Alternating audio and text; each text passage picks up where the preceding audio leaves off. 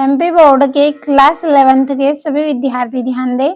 आज की इस क्लास में केमिस्ट्री का सेट ए आज हम इस वीडियो में कंप्लीट करेंगे। तो वार्षिक परीक्षा के लिए मैं आपको यहाँ पे रसायन शास्त्र का जो पेपर दे रही हूँ उसे आप कंप्लीट करें। आपका जो पेपर है वो 70 अंक का है। अगर आपको एग्जाम में 65 अंक लाना है तो पूरे प्रश्नों को आप कंप्लीट करें। जितने भी पेपर मैं आपको दे रही हूँ कंप्लीट करते चले, क्योंकि पूरे मोस्ट इम्पोर्टेंट क्वेश्चन आपके रहेंगे। तो इस तरह के निर्देशांक है आपके, जिसमें तो हिंदी मीडियम और इंग्लिश मीडियम क्लास दोनों के लिए आपका पेपर है। पहला प्रश्न है सही विकल्प चुनिए। पहला है एक पदार्थ में 80% कार्बन और 20% हाइड्रोजन है तो वह पदार्थ होगा, तो C2H6 आपका रहेगा। दूसरा है परिवर्ती संयोजकता प्रदर्शित करते हैं तो कौन करते हैं? संक्रमण तत्व परिवर्ती संयोजकता प्रदर्शित करते हैं। तीसरा है शुद्ध जल की मोलरता है तो कितनी है? 55.6 है। चौथा है चुंबकीय क्वांटम संख्या संबंधित है तो चुंबकीय क्वांटम संख्या किससे संबंधित है? विन्यास से। पांचवा है सिग्मा बंध एवं पाई बंध से प्रबल होता है। और छठा है आयनन विभव न्यूनतम है तो किस पर? अक्रिय गैस पर। और ये यहाँ से आप इंग्लिश मीडियम वाले बच्चे इनको अच्छे से कंप्लीट कर लें, पढ़ लीजिएगा सभी को अच्छे से। और ये आपका तीसरा, चौथा, पांचवा, छठा प्रश्न है।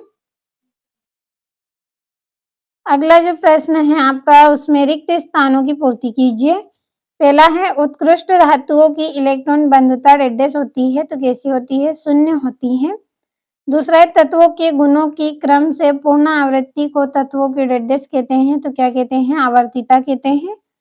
तीसरा है स्थिर ताप पर किसी अभिक्रिया के लिए साम्य स्थिरांक Kp व Kc का संबंध डैश है तो Kp बराबर Kc ब्रैकेट में RT और ये ΔH है आपका। और किसी तत्व के समस्थानिकों में डैश की संख्या असमान होती है तो न्यूट्रॉनों की संख्या असमान होती है।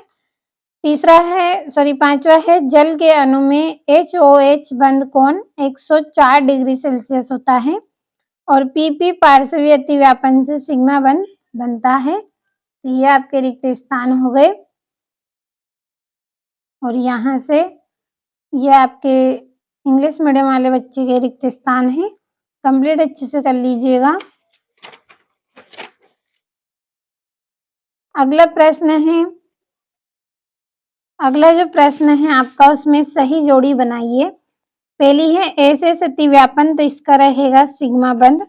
दूसरा है एंट्रोपी तो एंट्रोपी का रहेगा ऊष्मागतिकी फलन।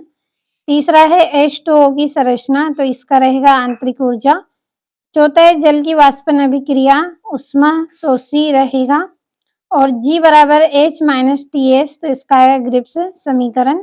और ये इंग्लिश मीडियम वाले बच्चों के लिए भी कंप्लीट है, स्क्रीनशॉट लीजिए।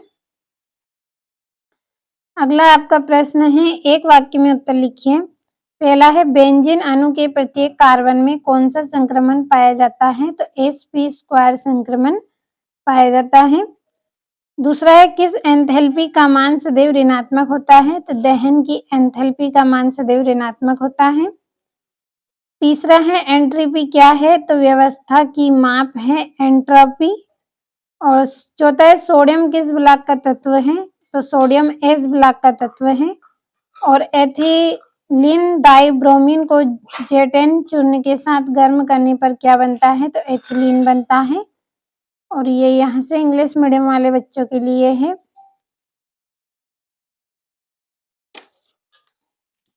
और ये आपका अगला प्रश्न है सत्य असत्य लिखिए। पहला है 1 लीटर जल में H2O के मोलों की संख्या 55.5 मोल होती है तो सत्य है। दूसरा है कैथोड किरणें धन आवेशित कणों का प्रवाह करती हैं तो असत्य रहेगा। तीसरा है धातुओं के संयोजकता कोष में केवल 1, 2 या 3 इलेक्ट्रॉन होते हैं तो सत्य है। और AgCl यौगिक NaCl से अधिक आयनिक है तो असत्य है। और KMnO4 में Mn की ऑक्सीकरण संख्या +7 होती है तो सत्य है। और एंट्रोपी एक ऊष्मागतिकी फलन है तो ये भी आपका सत्य रहेगा। कंप्लीट अच्छे से करना है आपको। और ये आपका छठा प्रश्न है, द्रव्यमान संरक्षण का नियम क्या है? इस नियम की आधुनिक स्थिति क्या है? सातवां है, किसी विलयन की मोलरता को परिभाषित कीजिए। और एनोड किरणें कैसे उत्पन्न होती है, उसके गुण लिखिए। और ये आपका नौवां है, उत्कृष्ट गैसों की इलेक्ट्रॉन बंधुता शून्य होती है, क्यों? सिग्मा बंध एवं पाई बंध में अंतर स्पष्ट करना है आपको। और लुईस अम्ल एवं लुईस क्षार से आप क्या समझते हैं, उदाहरण से स्पष्ट कीजिए। और एल्किन किस प्रकार की समव्ययता दर्शाते हैं, उदाहरण से स्पष्ट आपको करना है। और ये इसका अथवा है।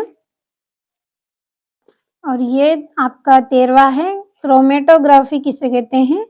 ली सर्दे नियम के आधार पर किसी उत्क्रमणीय अभिक्रिया की साम्य अवस्था पर पड़ने वाले प्रभाव को लिखिए।